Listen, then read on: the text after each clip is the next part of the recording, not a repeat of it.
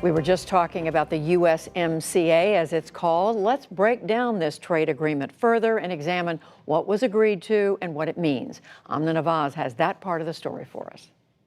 It's a victory for America's workers. Today's agreement would replace the 25-year-old North American Free Trade Agreement, first signed into law and hailed by President Bill Clinton. NAFTA will tear down trade barriers between our three nations. It will create the world's largest trade zone and create 200,000 jobs in this country by 1995 alone. Politicians and economists have long debated NAFTA's impact on economic growth and jobs in this country. But many workers, labor unions, and political leaders say the deal made it too easy for Mexico to lure manufacturing jobs and factories out of the U.S. President Trump has long pledged to either get rid of NAFTA or substantially rewrite it. It was a crucial promise of his campaign. I'm going to renegotiate NAFTA, one of the worst trade deals ever signed in the history of our country. NAFTA won't exactly be eliminated. Many of its provisions governing trade between Mexico, Canada, and the U.S. will still be intact. But the new deal has provisions aimed at increasing manufacturing here.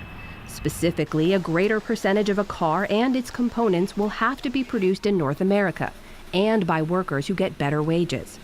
The Trump administration, Democrats, and labor unions all say USMCA will provide tougher labor enforcement, including some inspections in Mexican factories.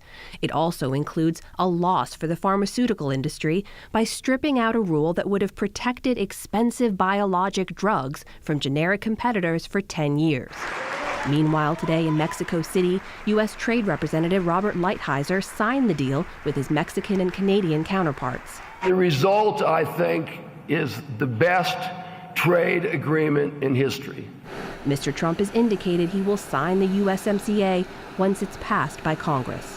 For a closer look at some of the provisions in this new deal and what their impact will be, I'm joined by Christopher Wilson, who closely follows NAFTA and Mexico for the nonpartisan Wilson Center. Welcome to the NewsHour. Thanks a lot for having me. So let's take a step back here. Some of the provisions from the previous NAFTA deal do remain in this new deal. How substantially different is this new USMCA from the old NAFTA? Yeah, I would say that the new USMCA is really 90% NAFTA. And that's actually the most important thing here, is that what happened is that this cloud of uncertainty about the future of NAFTA, the possibility that the president might withdraw from NAFTA, goes away with the agreement around the completion of the USMCA.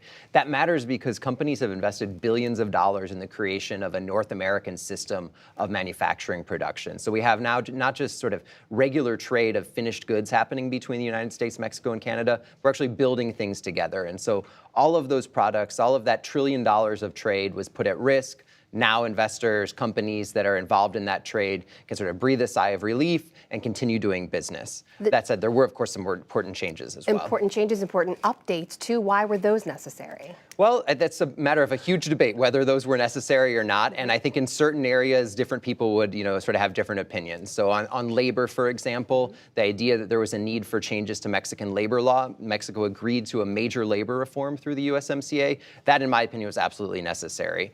Workers in Mexico were not well represented previously, are not currently well represented, but under the new labor reform, they'll have real unions that represent the workers instead of employer-dominated unions that have probably artificially suppressed wages to a certain extent in Mexico previously. So hopefully that will change for the better following this agreement. There's also been sort of a rebalancing, right? There was this big push to try to bring back those manufacturing jobs to the U.S., protect the wages here.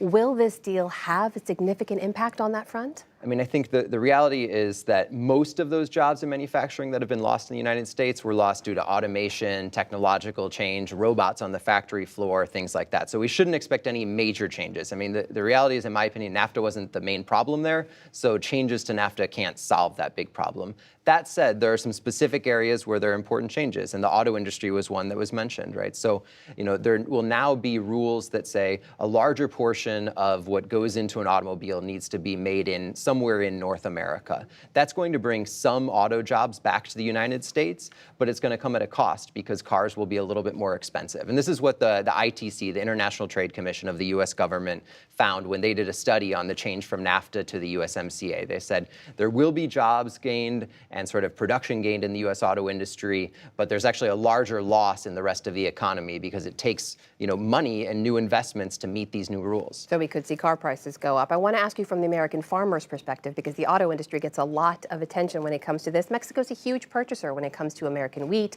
and barley. Farmers have had a lot of uncertainty, not just with this deal, but also under the trade tariffs. What does this deal do for them? What does it give them today? Yeah, and this is sort of back to that first message. It gives them back certainty about their market. And Canada and Mexico are incredibly important markets for our agricultural community in the United States. There's, of course, huge challenges right now because of the trade war going on with China as well. Whenever there's a trade war, agriculture is the place in the United States that gets hit first. China will respond with tariffs on agriculture in the United States. Mexico and Canada responded when there were steel and aluminum tariffs being fought over last year with tariffs on U.S. agricultural exports. And that's because they're politically sensitive.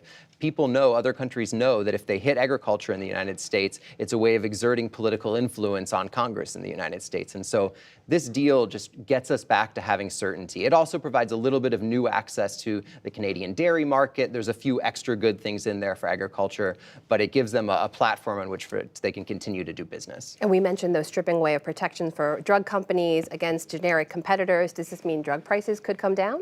Well, we'll have to see what happens in the future there, because what we have is, this is specifically about biologic drugs, a specific set of sort of pretty expensive, cutting-edge types of drugs generally.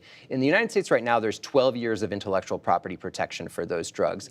Under the USMCA before, there had been a commitment to 10 years of protections for them. Democrats might like to lower that level, from 12 years to something lower than 10 years possibly in the future. And now with the update to this, the agreement that they just negotiated, they'll be able to do that if they want to. But this is all going to depend on what happens in the 2020 elections in the United States. But maybe sometime in the future there will be a change on that specific set of drugs. Like a lot of things, it's going to depend on what happens in the 2020 elections. Absolutely. Christopher Wilson of the Mexico Institute at the Wilson Center. Thanks so much for being here. Thank you, Amna.